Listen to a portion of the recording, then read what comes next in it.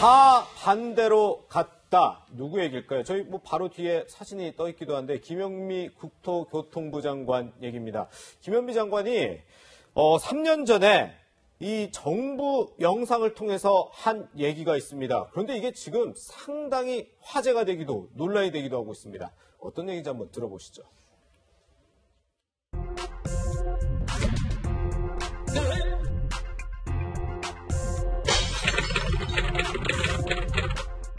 자기가 꼭 필요해서 사는 거 아니라면은 집을 파는 게 좋겠다. 내년 4월까지 우리가 시간을 드렸거든요.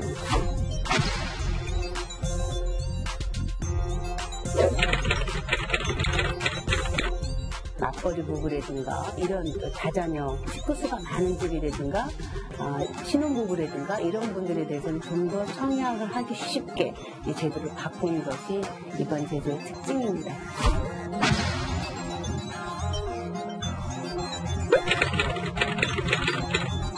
임대사업자로 등록을 하게 되면 저희가 세제라든가 금융이라든가 이런 혜택을 드립니다.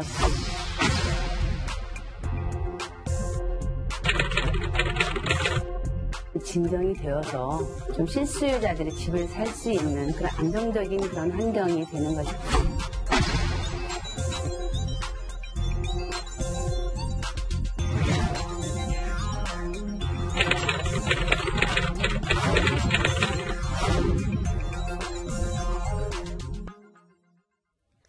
네, 지금부터는 관련한 소식 조상호 변호사 또 김근식 경남대 정치외교학교 교수와 계속해서 이야기 나눠보도록 하겠습니다. 네, 좀 전 저희가 영상으로 보여드렸는데 교수님, 예. 교수님도 저 김현미 국토교통부 장관 저 영상 3년 전에 본 기억 나시죠? 그럼요. 3년 지나 보니까 좀 어떠신가요? 근데 놀라운 건 김현미 장관이 3년 동안이나 하고 있었군요. 예, 보니까 예. 오랫동안 하신 것 같습니다. 근데 3년 전에 처음 문재인 정권 이제 출범했을 때 네. 국토부 장관으로 취임하면서 저런 포부를 밝혔던 것으로 보입니다. 예. 다 좋은 이야기 아니겠습니까? 집값 잡고 청년들에게 희망의 집을 또 분양할 수 있게 해주고 그다음에 예. 다주택자들 다 보호하겠다 이렇게 한 건데 지금 뭐 영상에서 다 설명이 돼 있습니다만 3년 전에 약속했던 게 지금 전부 다 거꾸로 가고 있지 않습니까? 예. 그 거꾸로 가고 있을 뿐만 아니라 저렇게 해서 집값을 안정시키고 실수요자들의 집을 언제든지 편하게 구입할 수 있고 그래서 정말 일생의 마지막 주택의 담보자산이라는 것들을 재산 형성의 제1호로 생각하는 게 우리 국민들이 대다수인데 네. 이분들에게 집 마련에 내 집 마련에 꿈을 이루게 해주겠다는 그 약속이었는데 결국은 된 게 없기 때문에 지금 나온 것처럼 3년 동안 하신 게 오래됐다는 생각이 들 정도로 그럼 3년 동안 도대체 거꾸로 간 정책을 했던 그 책임은 누가 질 것이냐. 예. 뭐 김영희 장관이 책임을 못 질 수도 있다고 한다면 그 3년을 믿고 부동산 정책을 잘 펴서 이 부동산 값이 잡히고 내 집 마련을 진짜 꿈을 실현할 수 있다고 믿었던 이 젊은이들 그리고 청년들 그다음에 무주택자들 이 사람들은 꿈은 어떻게 될 것이냐 이걸 생각해 보면 참 3년 동안 정말 우리가 세월을 허송했다 이거밖에는 뭐 할 말이 없을 것 같습니다. 네, 우리 네. 조상호 변호사님께서 네. 민주당 부대변인도 맡고 계신데 네. 지금 네. 보신 것처럼 지금 문재인 정부 21번의 부동산 대책이 나왔다 이런 얘기가 나올 정도인데 네네. 3년 동안 부동산이 정책이 이게 부동산이 좋은 방향보다 우리 김근식 교수님 얘기해 주신 것처럼 좀 안 좋은 방향으로 간 거 아니냐 이런 시각도 많거든요. 예, 기본적으로 뭐 잘못한 건 잘못했다고 해야죠. 예, 예. 근데 이제 한 가지만 좀 돌아보면 아, 예. 과거 역대 정부에서 부동산 정책을 성공한 정부가 있었는지가 좀 의문이거든요. 예. 그 이전에 뭐 깡통주택, 하우스푸어. 근데 지금 또 이제 뭐 천정을 뚫고 튀어나오는 뭐 이 정도로 천정부지를 상승하는 부동산 이제 이런 문제들이 있습니다. 그러니까 이른바 샤워꼭지 뭐 논란 있지 않습니까? 냉온탕을 왔다 갔다 하는. 근데 이런 모든 문제가 사실은 부동산을 기본적으로 대책 형태로 운용하기 때문이라고 보거든요. 네. 그러니까 정책의 기조로서 일관되게 어떤 한 가지 방향으로 시장 참여자들에게 메시지를 줘야 되는데 그런 부분보다는 이제 오르면 누르고 그렇게 눌러져가지고 다시 또 전세가가 오르면 또 전세를 누르고 네. 그렇게 계속 그런 대책만 반복하는 겁니다. 그래서 지금 만약 이런 모든 부분에 관해서 그러니까 제 어떤 정치적인 그 입장을 가지신 모든 분들이 동의하는 그 방향이 있지 않습니까? 예. 그러니까 실거주자에게 적절하게 공급되도록 하는 주택을 제대로 공급되도록 하자는 그러한 정책 기조에 제 정치 세력이 동의한다면 예. 그러한 정책 기조에 맞는 정책을 이제 좀 해야 될 때라고 저도 생각을 하고 있습니다. 예. 네, 얼마 전에 포털 사이트 실시간 검색어에 뭐 김현미 장관 거짓말 이런 말들이 오고 가기도 했지만 방금 보신 영상의 댓글에는요, 교수님. 예. 뭐 성지순례 왔다. 이거랑 반대로만 하면 우리 부자 되는 거 아닙니까? 라는 조롱의 글도 달리고 있어요. 여기에 뭐 김현미 장관 경질 얘기까지도 나오는데 여기에 대해서는 좀 어떻게 보세요? 경질 이야기는 사실은 지금 여권 내부에서도 저는 조심스럽게 고민할 때라고 봐요. 네. 아, 네. 실제로 여권에서도 지금 부동산 폭등, 부동산 정책의 실패로 인해서 지금 문재인 대통령 지지도부터 시작해서 굉장히 큰 정치적인 지금 리스크를 안고 가지 않습니까? 네. 그렇다고 한다면 김현미 장관의 어떤 문책성 경질이라는 카드를 어떻게 써서라도 이 국면을 조금 돌파하려고 하는 모습을 보일 필요가 있지 않느냐 생각이 좀 들고요. 네. 그건 물론 청와대나 여권 내부에서 고민할 지점이라고 생각합니다. 네. 그리고 또 하나 이제 국민들이 또 화가 나는 것은 3년 동안 거꾸로 됐다. 그다음에 3년 동안 정부만 믿고 집 안 사고 기다리고 있었는데 결국 집값만 폭등해서 나는 이제 집을 구할 수 있고 집을 살 수 있다는 희망마저 포기했다라고 네. 하는 자포자기형 이 젊은이들이 많은데 네. 더 분노하는 건 뭐냐면 집을 살 수 있다는 사다리가 끊겼다는 건 말고 그런데 청와대에 있는 고위공직자들이나 장차관 고위공직자들은 집을 몇 채씩 갖고 있는 거야? 민주당 국회의원들은 집을 판다고 해놓고 팔지 않고 뭐 하고 있는 거지?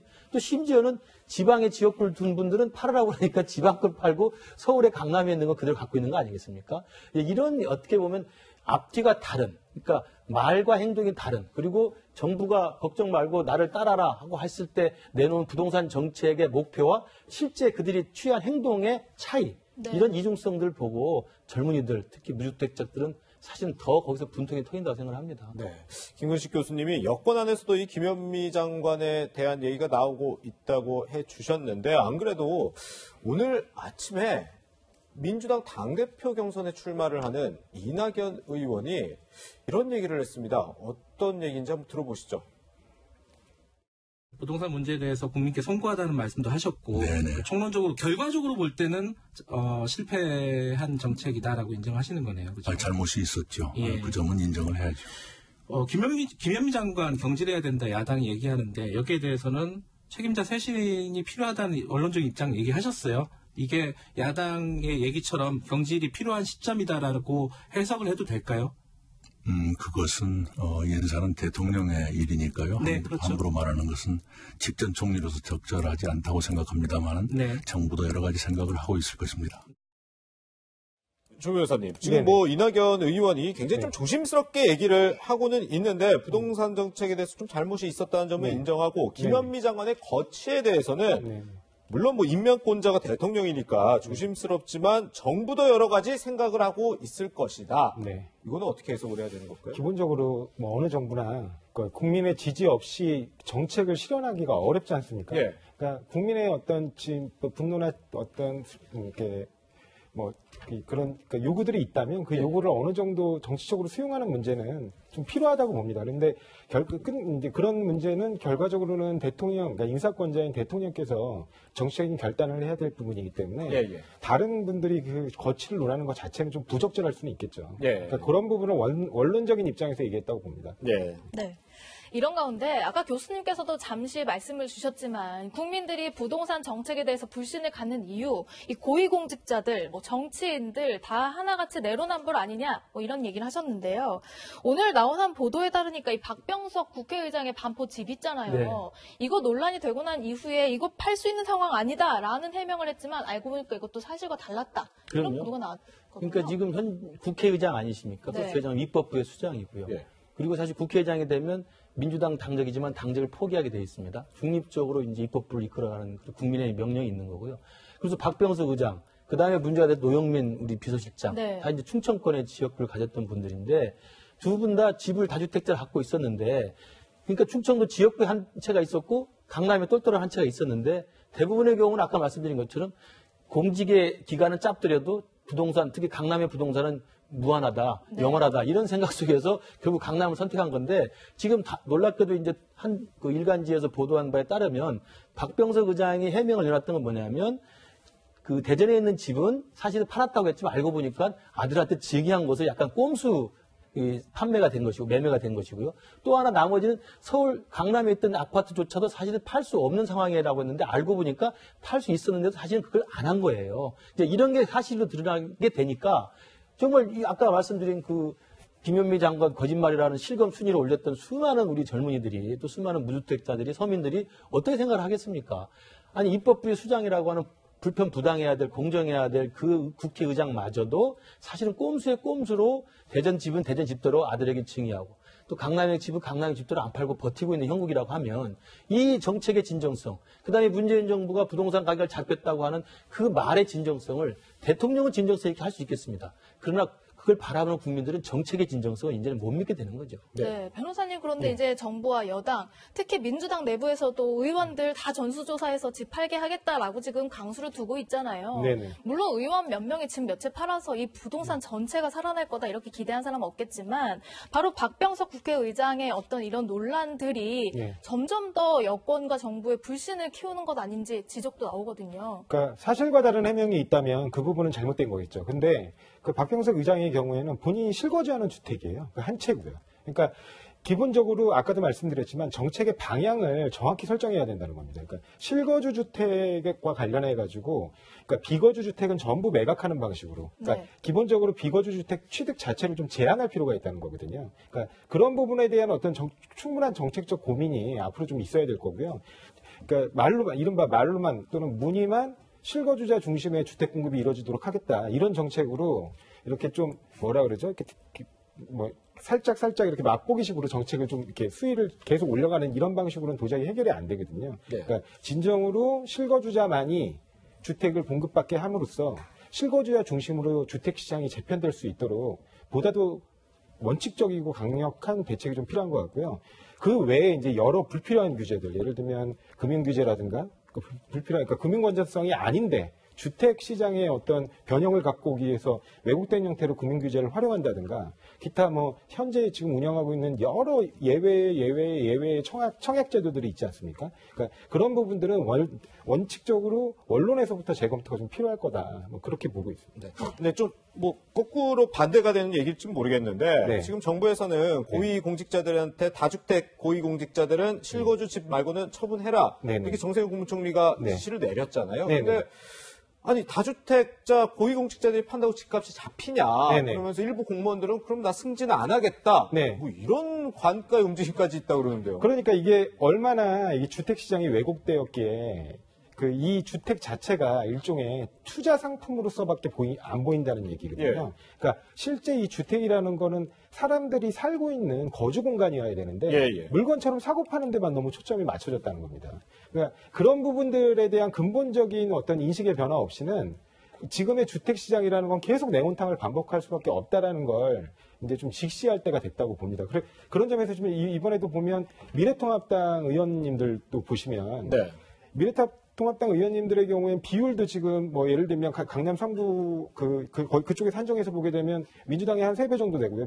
비율로 보게 되면. 예. 그다음에 그냥 이 다주택 그 비율로 봐도 한 15% 이상 높거든요. 예. 그러니까 그렇게 지금 그 공직에 계신 분들이 이미 강남 같은 그 주택을 꼭 소유한 형태로 어떤 투자의 대상으로서 도저히 그걸 포기하지 못하는 형태가 지금 20, 30년 이루어졌던 주택 정책이기 때문에 이 주택 정책에 대한 근본적인 변화 없이는 좀 어려울 거라고 봅니다. 네. 어쨌든 지금 뭐 부동산 좀 공급을 늘려라 이런 문재인 대통령의 지시사항도 있었는데 공급을 도대체 서울에서 어떻게 늘릴 수 있을까 수도권에서 그 생각을 봤을 때 뭐 그린벨트 해제 이런 얘기도 있는데 여권 내에서는 이 그린벨트 해제에 대한 생각이 굉장히 복잡한 것 같더라고요. 어떻게 보세요? 박원순 시장은 이제 이 부분에 대해서 완강하죠. 예. 그린벨트 해제에 대해서 이제 반대 입장을 계속 고수하고 있고요. 그 다음에 또 여권 내에서도 또 일부 부동산 대책에서 가장 중요한 게 사실은 실수요자가 살 수 있는 아파트에 대한 공급을 늘리자는 게 가장 중요한 시장 경제의 원칙 아니겠습니까? 예. 근데 공급을 늘리려고 하면 왜 부동산이 공급이 힘드냐면요. 서울에 많은 사람들이 살고 싶은 그 위치가 있습니다. 예. 네. 그 위치가 대부분 서울의 도심 아니겠습니까? 예. 그럼 도심에 있는 위치를 그러면 새로 재건축하거나 아니면 새로 택지를 개발하거나 이렇게 해서 거기에 좋은 역세권이나 좋은 위치에 또는 자기 출근 지역과 인접한 교통이 편한 지역에 아파트를 갖고 싶어 하는데 거기를 그린벨트로 묶어 놓다든지 아니면 좀 박원 시장이 지금 고집하고 있는 게 뭐냐면 도심 재생 사업입니다. 예. 그래서 하대문 안에 있거나 중요한 강북 지역의 대부분의 그 옛날 주택, 굉장히 오래된 주택들입니다. 3, 40년대 주택들은 도심 재생이라서 재건축 허가를 안 내줘요. 물론 깐깐하게 내줍니다. 예. 그렇게 하다 보니까 좋은 길목에 좋은 입지에 있는 아파트를 새로 지을 수 있는 공급 자체가 부족해버린 거예요. 예. 그래서 여권 내부에서도 사실은 왜 그러면 우리 젊은이들이 갈 수 있고